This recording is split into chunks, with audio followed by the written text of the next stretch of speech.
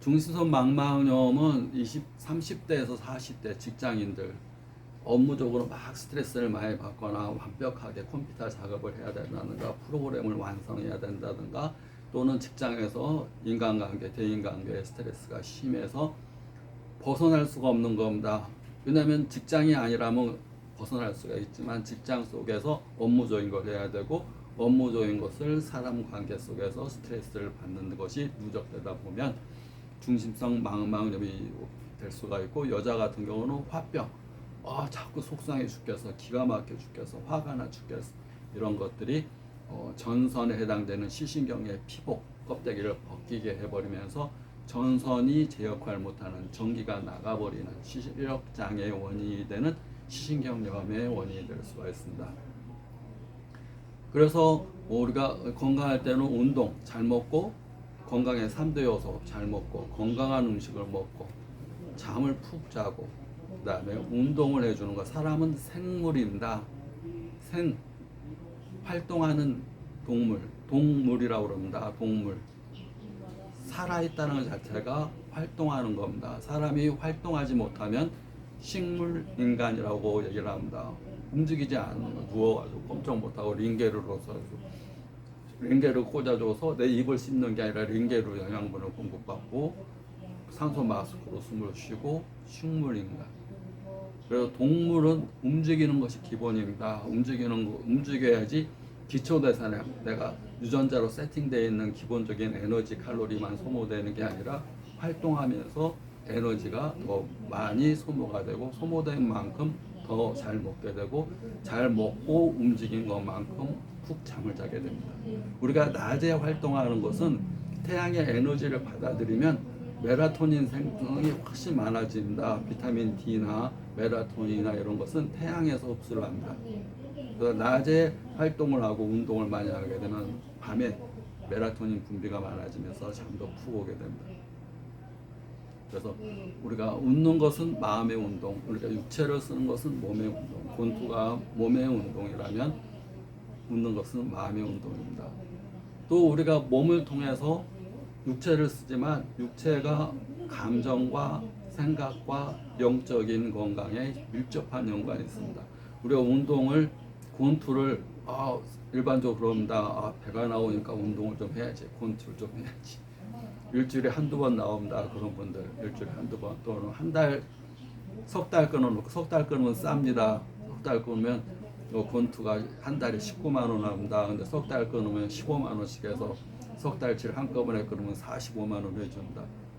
그러면 싸네 해서 그냥 석 달 끊어놓고 한 달도 안 다니는 경우, 또는 일주일에 한두 번 오고 마는 경우가 많습니다. 헬스도 마찬가지입니다. 그것은 내가 하는 거에 어떤 정의를 내리느냐. 권투는 움직이는 명상이라는 표현을 씁니다. 우리가 활짝 웃는 것이 마음의 운동이듯이 권투는 명상입니다. 명상은 원래는 조용한 곳에서 이렇게 명상하는 것이 일반적인 명상하는 모습이라면, 권투는 이렇게 내가 이렇게 주먹을 치고 호흡을 숨을 쉬고 움직임을 하고, 그 다음에 상대와 주먹을 섞을 때 잠시 이 미트라는 게 있습니다. 미트를 해서 이렇게 훅 하면 훅을 쳐야 되고, 스트레이트 하면 스트레이트를 쳐야 되고, 잽 하면 잽을 쳐야 되고, 이렇게 이 동작에서 엉뚱한 생각을 잠깐 하거나 그것을 하지 못하면 상대방이 훅을 치라고 했는데 스트레이트를 쳐버린다든가 어퍼를 쳐버린다는 그러면 나도 다칠 수가 있습니다. 미트를 이렇게 대줄 때 이렇게 대줘야 되는데 내가 엉뚱하게 치면 그 사람도 다칠 수가 있고 나도 손목이 다칠 수가 있습니다. 그러니까 깨어있지 않으면 권투는 다칠 수가 있습니다. 모든 운동이 다침을 발생할 수 있지만 권투는 특히 그럽니다. 주먹을 내보내는 순간 깨어있지 않으면, 그 동작을 하지 않고 잠시 방심하면 다칠 수가 있습니다. 깨어있는 명상, 움직이는 명상, 그것이 권투의 또 다른 이름입니다. 이렇게 생각하게 되면 권투를 통해서 도를 닦는 겁니다. 수행을 하는 겁니다. 자기 성찰과 자기 발견하는 겁니다. 우리가 생각하면서 지혜를 깨닫는 게 아니라 몸을 쓰면서 성찰하고 자아를 발견하고, 또 호흡이 들어오고 나가는 길을 호흡하게 됩니다. 권투를 할 때 권투를 움직이는 명상이라고 생각하면 외부는 막 움직입니다. 외부는 왜냐하면 스피드가 생명입니다. 리듬과 박자와 스피드 세 가지가 권투의 생명입니다. 리듬감을 가지고 해주고 스피드 있게 해주고 박자가 맞아야 됩니다. 템포가 엇갈려 버리면 안 됩니다. 그런데 외면은 막 빠르게 하고 속도가 이렇게 빠르는 것만큼 내면은 조용해야 됩니다.